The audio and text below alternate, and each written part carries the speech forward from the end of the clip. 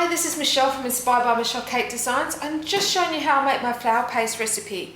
Ever since I put up my how to do those easy peony rose tutorials, people have asked me what recipe I use. I don't know where, I've been using this for years, so I don't know where it originated, but I think it's pretty much what everyone uses. But I do add some glycerin. So I start with 500 grams of fondant, and I use Bakel's fondant just as a reference point. 1 teaspoon of CMC, 1/3 of a teaspoon of egg white, 2 teaspoons of cream of tartar, and it'll be 1/4 teaspoon of glycerin. And all the teaspoons are flat, so they're flat servings. So I just knead the fondant just to loosen it a little bit, and then it's just a matter of kneading each one in individually. Don't add them all at the same time.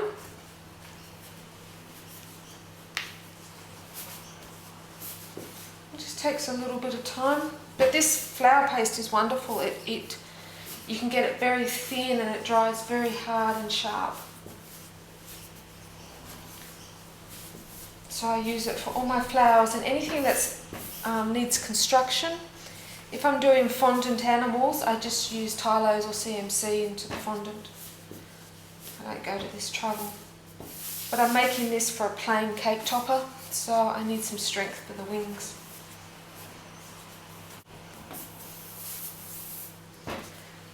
Okay, that's the CMC in.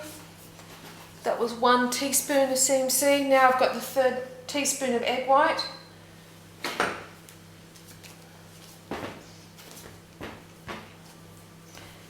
You can use, one of the biggest questions I got after I put the recipe up on Facebook was, can I use powdered egg white? I don't use it, but I can't see any reason why not, as long as you reconstitute it according to the packet instructions. Now this section does get a little sticky, but it will come together perfectly. If at any point your bench is getting too sticky, and it's probably more when you add in the next step, which is the cream of tartar, I use solid vegetable fat, which is Kofa in Australia. I use Kofa, which you can get from any supermarket. And I use that instead of icing sugar or corn flour, because you don't really want to be adding that into this recipe. You can see this is coming together.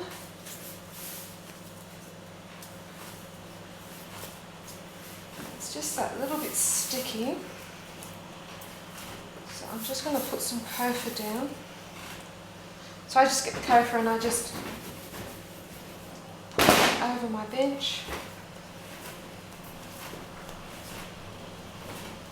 And it brings it together. Okay, so now I add my 2 teaspoons of cream of tartar. And that's kneaded in. And the last is 1/4 teaspoon of glycerin. That's something I've started adding in the last year. It just gives me a little bit more flexibility in the paste, especially if I'm trying to put detail in. But you can leave it out. Also, this will change depending on your fondant. Everyone's fondant's different consistency to start with, so it will change the texture depending on what fondant you use.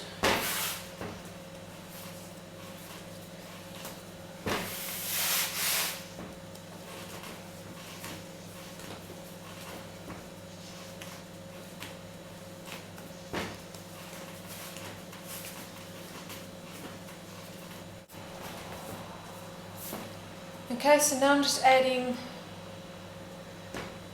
it's really just a fraction. It's just a 1/4 teaspoon of glycerin. Just knead that in. And then just really knead it. Try and think if you've just put 1 dot of colour in there, how long you would need to knead that through to get the colour consistently through the fondant. So just keep kneading.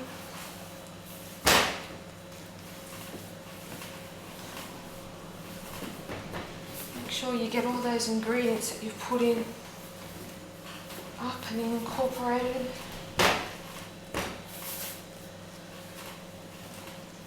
So it's actually a lovely, lovely, it holds its shape if you put a fingerprint in. It's really lovely. It's lovely and smooth. It's pliable. And all I do now is just a little sticky. I leave it overnight. I don't use it the same day. I leave it overnight. And what I usually do, I'm actually going to use this whole amount today, but normally I would cut this into 3, wrap it individually in cling wrap, and then I put it in a freezer bag and I store it in the freezer till I need it. So I've usually got lots of little packages of this in my freezer. Often I've got ones that I've coloured left over, so I'll store them in the freezer. And eventually they get used. So that's it. That's how to make flour paste. This is Michelle from Inspired by Michelle Cake Designs. Thank you for watching.